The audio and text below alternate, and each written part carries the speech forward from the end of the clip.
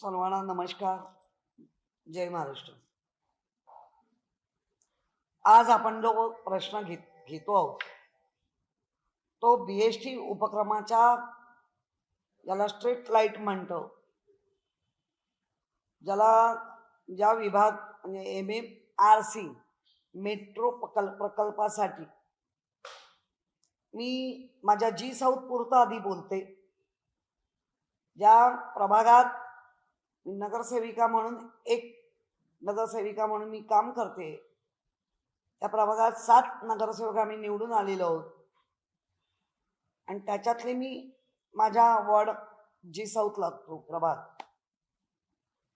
त्या street pole ज्या पुनर्स्थापित केल्या जातात त्याची मागणी आणि परवानगी असं ते 2 वेगवेगळी कामं असतात.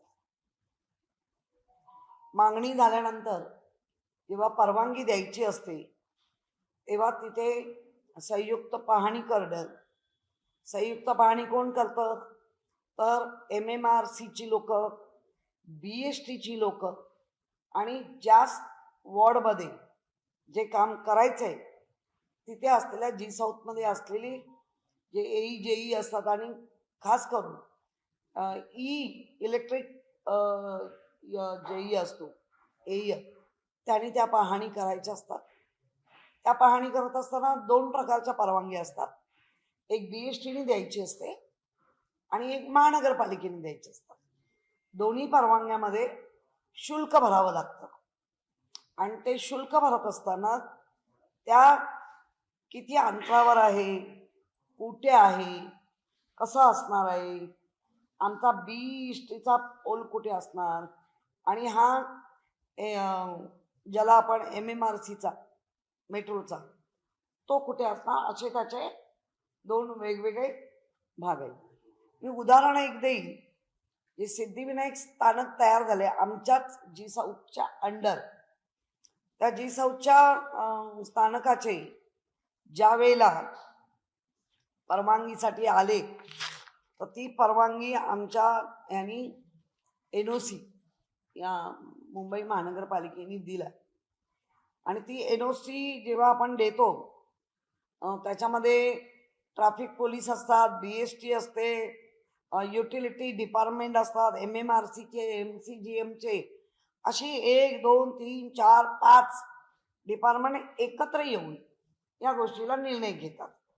आणि ती निर्णय घेतल्यानंतर BSTची काही जबाबदारी असते, तर MCGM म्हणजे आमची जी साऊथ ज्या वॉर्डमध्ये काम करतात त्यांची जबाबदारी असते. त्याची सुरक्षितता बघणं हे सगळं जबाबदारीची काम आहेत. आणि काम पूर्ण झाल्यानंतर सगळ्या खर्चाचा जो तपशील असतो, कारण 2 यंत्रणा म्हणजे कन्सर्न सिस्टम जरी आमची BST असली तरी BST आणि महानगरपालिका MCGM MMRC ही गव्हर्नमेंटची आहे, राज्य सरकारची आहे. नंतर पोलीस राज्य सरकारमध्ये येतं, ट्रॅफिक पोलीस वगैरे, त्यामुळे तो त्यांचा डिपार्टमेंट आहे. पण आमच्या ह्याच्यामध्ये ज्यावेळेला या सगळ्या गोष्टी घडतात तेव्हा मी एक तुम्हाला उदाहरण देईन की ते स्थळ पाहणी करणं, शुल्क किती असतं, आयडियल ते काय करणं वगैरे ते मान्य आहे मला. परंतु हे सगळं करत असताना सिद्धिविनायकची जी पोल बनवले गेले त्या पोलच्या माध्यमातून एकेका म्हणजे त्यांच्या पावत्या आहेत, ते मी तुम्हाला दाखवेन, प्रूफ घेऊनच बोलतोय. त्याच्यामध्ये 5.5-6 लाख असे 3 पोल असतील, 4 पोल असतील, तर 19 ते 20 लाख हा MCGMला भरणा होतो एकंदर. आणि त्यामार्फत सगळं म्हणजे कुठे पाठवले, street light pole shifting, metro कामाशी संबंधित हे सगळं त्याच्यामध्ये येतं. परंतु मला असं लक्षात आलं की जी 4 स्टेशन बनवली गेली, एकंदर 4 आहेत आमच्या वॉर्डमध्ये. त्याच्यामध्ये आचार्य आत्रे चौक, नेहरू विज्ञान केंद्र मेट्रो स्टेशन, चौक स्टेशन आहे, ते चौक नाही मेट्रो स्टेशन आहे, आणि वरळी मेट्रो स्टेशन, या तिन्ही मेट्रो स्टेशनचे जेव्हा मी माहिती घेते तर मी जे आज बोलते ते आमच्या महानगरपालिकेचा एक आणि एक पैसा हा रेव्हेन्यूमध्ये येतो आणि आपण लोकांना सुविधा देतो. याच्यामध्ये रेव्हेन्यू बुडवलाय असा दाट संशय आहे. एका जर पोलमध्ये 19 ते 20 लाख एवढा जर भरणा होत असेल आणि सिद्धिविनायकाचे 4 पोल होते एकंदर, तर तुम्ही विचार करा या 4 स्टेशनचे जे काही रेव्हेन्यू आहे जो महानगर BSTला पण दिला पाहिजे, BST महानगरपालिकेला दिला पाहिजे, अशा ट्रान्सफर होतात.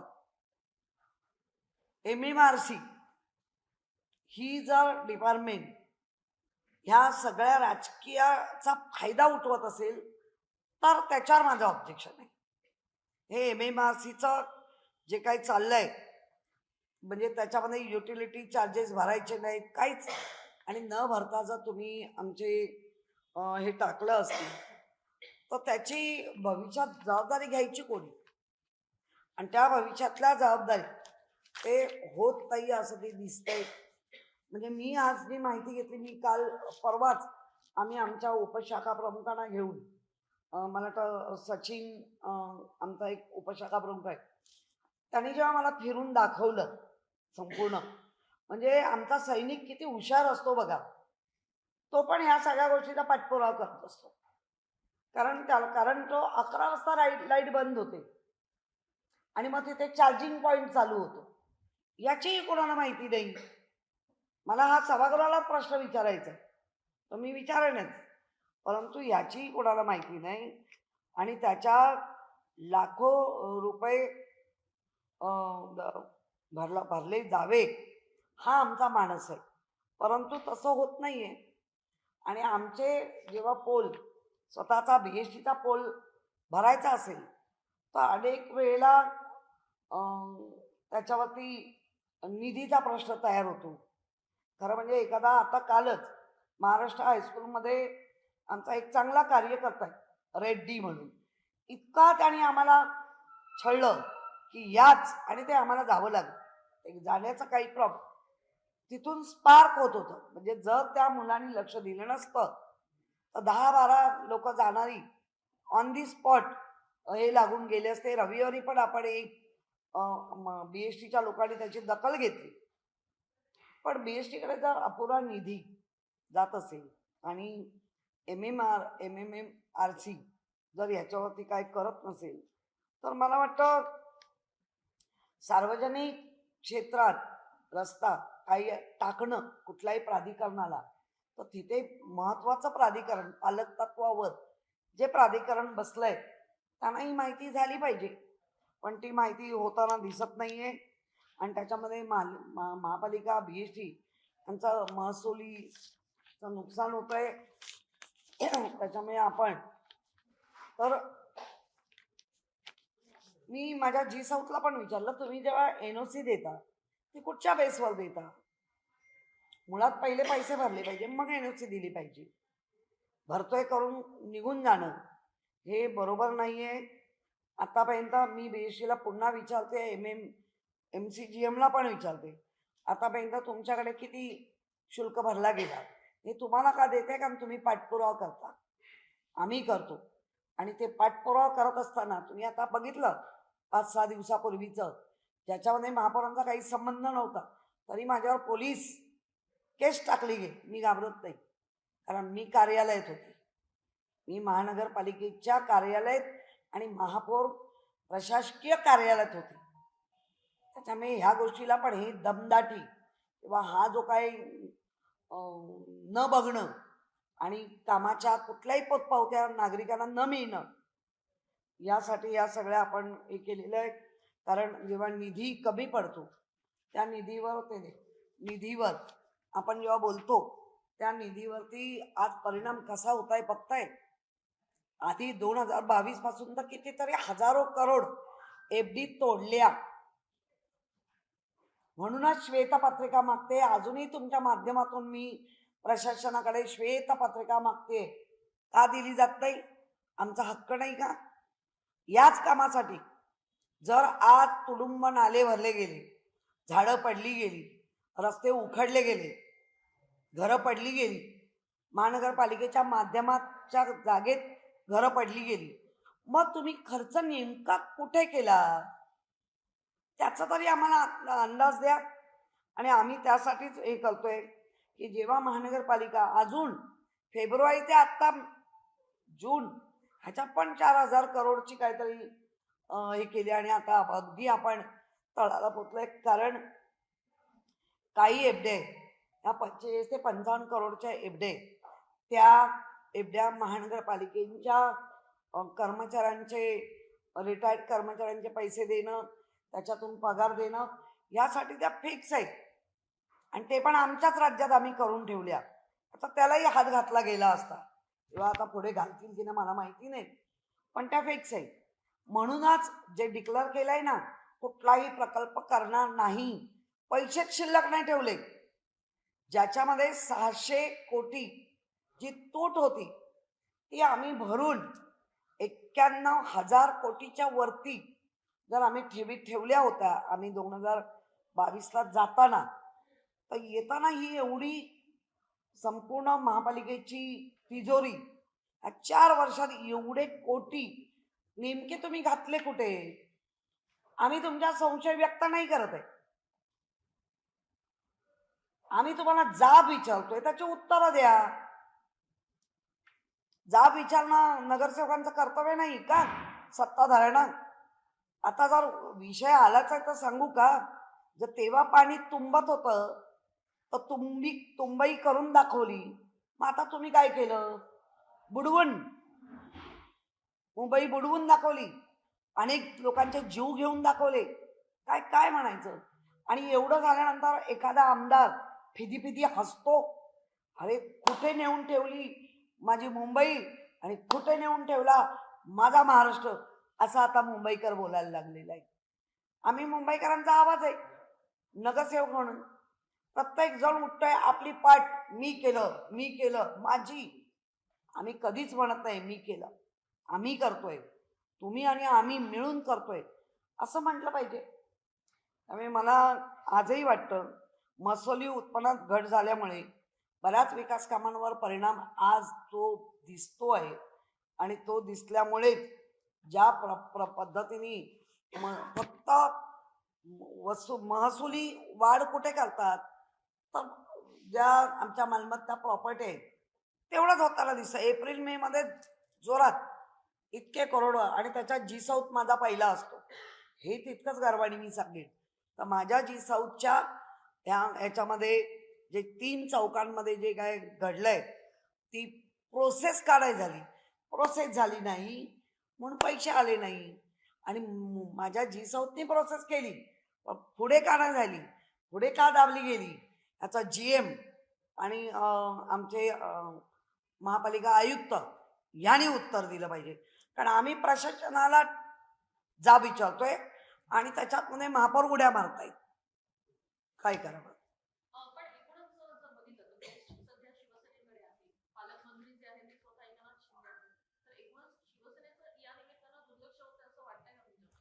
नाही, आता त्या मॅडम ज्या बसवल्या आहेत त्यांना किती ज्ञान आहे ते मला माहिती नाही. मी त्यांच्या ज्ञानाची परीक्षा मी नाही घेणार, पण माझ्याकडे जेवढा प्रश्न येतात आणि त्याची नीट तपासणी करूनच मी तुमच्या समोर येते. त्यामुळे अध्यक्षांकडे विचारणं, परत आमच्या वती ट्रेस पासिंग, रेकी, काही मग आमच्यावर आता आरोप होऊ शकतात. म्हणून आमचं थेट आता प्रश्न असणार GMला आणि आयुक्तांना, जर तुमच्या पदांचा आम्हाला काहीच उपयोग नसेल मुंबईकरांचा आवाज उठवण्यासाठी, जर महापौर ट्रेस पासिंग म्हणतायत, महापौर रेकी केले म्हणतायत, महापौर म्हणतात गोपनीय कागद, मुळात या महापालिकेत काय गोपनीय असू शकतं की करोडो रुपये तुमचे ठेवलेले होते का? आणि मी कुठल्याही कागदाला हात लावलेला नाहीये. तुमच्या सगळ्या व्हिडिओमध्ये ते दिसतंय, मी कुठल्याही कागदाला हात लावला नाही. मी आता सगळे प्रश्न आयुक्तांना आणि GMना किंवा जे बॉडी आहे यांच्याकडे जाऊन कामं होत नाही, आणि गेलोच तर असा आमच्यावर आरोप होत आहे. आरोपाला आम्ही घाबरत नाही, आम्ही नेटून हे करू. पण मग याचे महापौर उपमहापौर कुठेतरी हलताना दिसत आहेत, पण त्यांचा पण ज्ञान थोडंसं हे लोक तोकडं करतायत चुकीच्या माहिती देऊन. महानगरपालिकेची बेस्ट प्रशासनाला 1,000 कोटी फक्त पैसे मिळतात अर्थसंकल्पातून. पैसे कमी आहेत. बेस्टचं संपूर्ण कर्मचारी वारंवार संप करतात. त्यांचं म्हणणं आहे की पगार वाढवावा आणि अशा प्रकारची कर वसुली केली जात नाही. दुर्लक्ष कोणाचं आहे, महानगरपालिकेचं की बेस्ट प्रशासनाचं? नाही, माझं म्हणणं आहे ज्या युनियन आहेत ह्या युनियन नेहमी प्रशासन आणि कर्मचारी ह्यांच्यातला ब्रिज असतो आणि तो त्यांचा हक्क आहे. 3 वर्षांनी 10% वाढ होणं हा तर कॉमन आहे. म्हणजे जेव्हा उद्धव बाळासाहेब ठाकरे हे जेव्हा मुख्यमंत्री होते आणि त्यावेळेला त्यांना दिवाळीचा त्याला बोनसच म्हणतो आपण, हा बोनस परमपूज्य डॉक्टर बाबासाहेब आंबेडकरांनी 12 पगारानंतर 13वा पगार कसा द्यायचा, मग त्याला काय बजेटही नाव दिलं पाहिजे, तर ते बोनस असं त्यांनी नाव दिलं. त्यांचे आभार आहेत बाबासाहेबांचे. पण आज प्रत्येक ठिकाणी सगळ्यांचाच अपमान होतोय. आणि जेव्हा तुम्ही ग्रॅज्युटी किंवा त्यांचे महिन्याचे पगार देऊ शकत नाही, याचा अर्थ सत्तेत बसलेले फेल आहेत.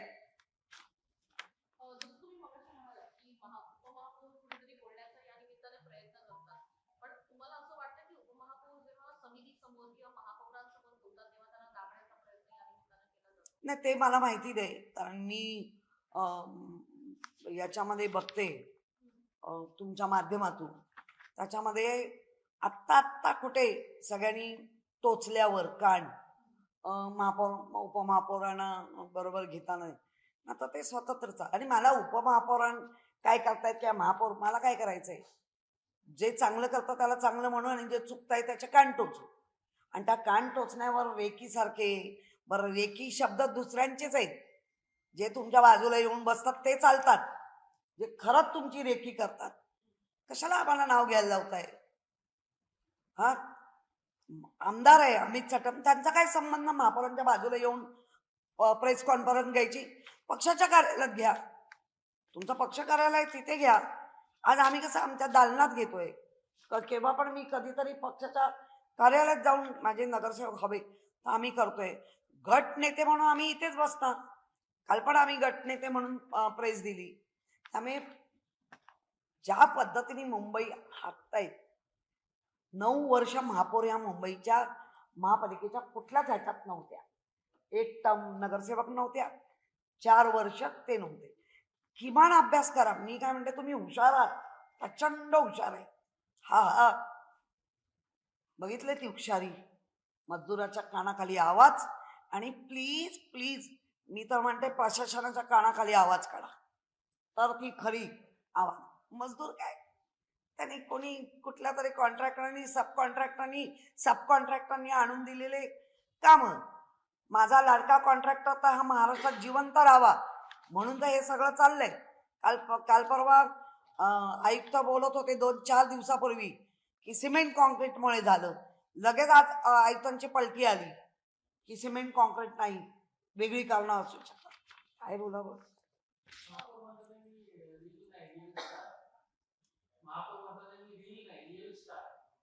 मी नाही बोलणार. ते रील दिसत आहेत, रिअल लोक ठरवत आहेत.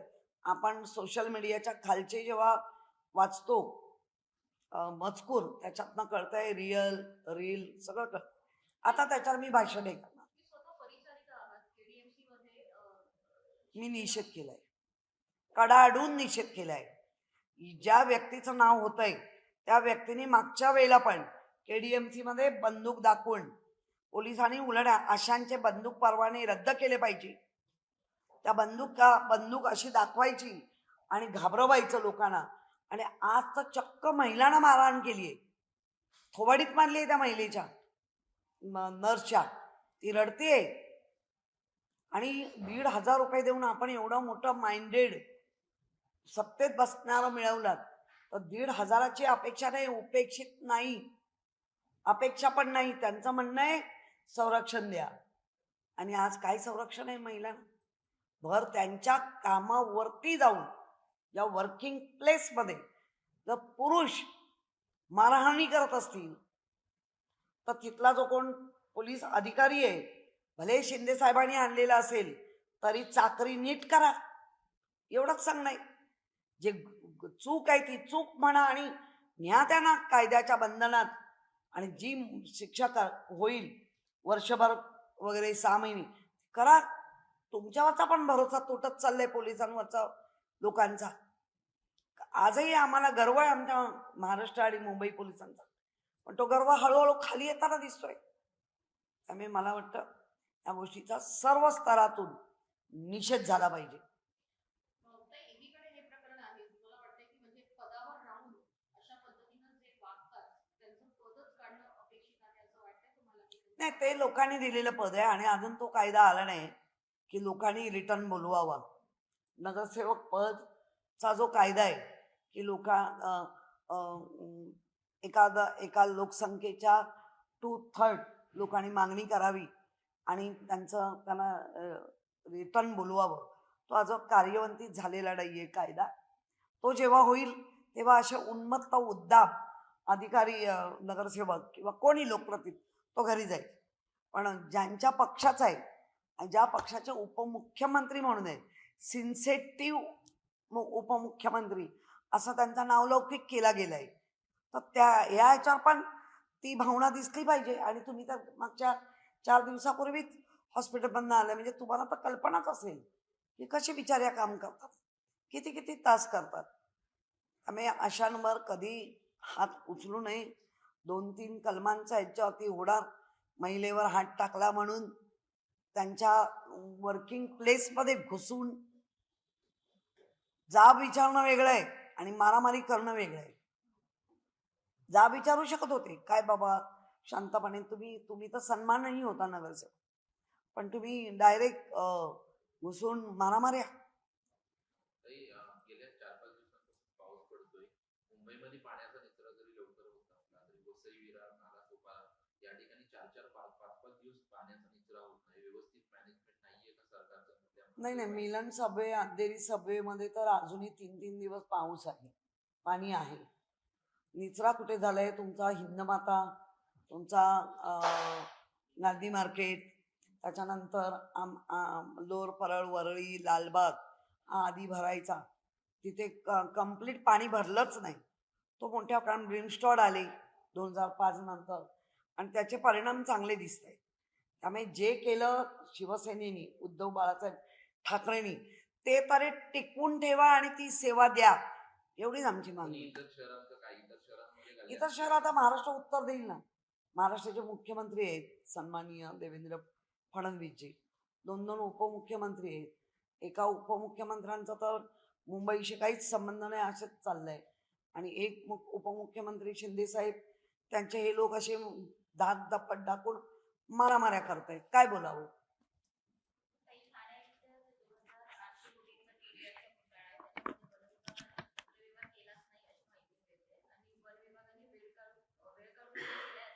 खरं त्याच्यावरती फारशी मला माहिती नाहीये, वन विभाग कोणाच्या अंडर येते. आणि ठाण्याचा जर TDR घोटाळा असेल तर जे सतत ठाणं आमचं म्हणतात त्यांच्यावरच प्रश्न विचारले पाहिजे. खासदार आहेत ना अगदी बोलके, त्यांना विचारलं पाहिजे की बाबा ठाणं तुमचं आहे ना, मग TDR घोटाळा कोणाचा आहे?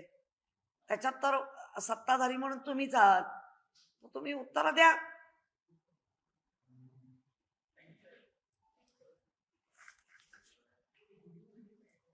हे काढून दे,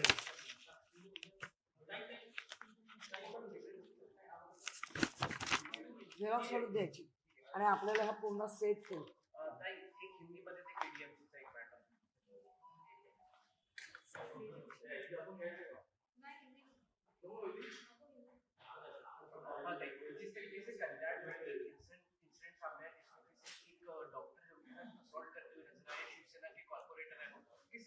देखो, पास्ट हिस्ट्री क्या है मुझे पता नहीं है.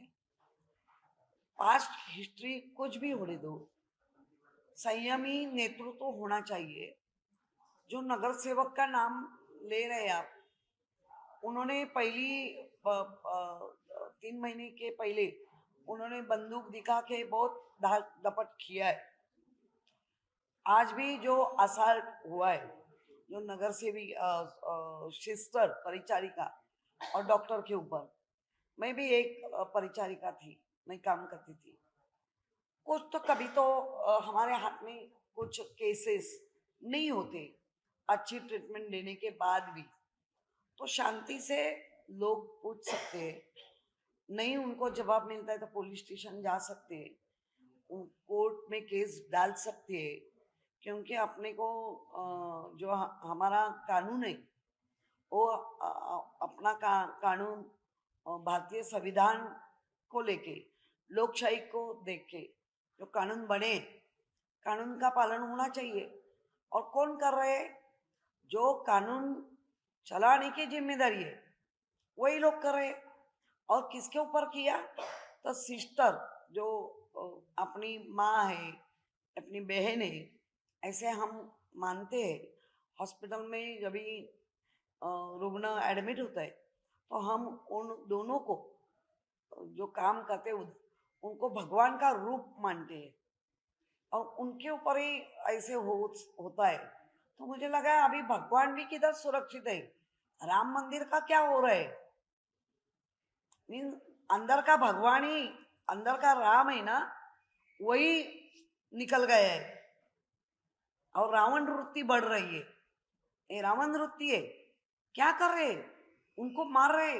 मैं निषेध करती हूँ ऐसे जो हमने देखा है आपके माध्यम से इंसिडेंट्स, उसका मैं निषेध करती हूँ।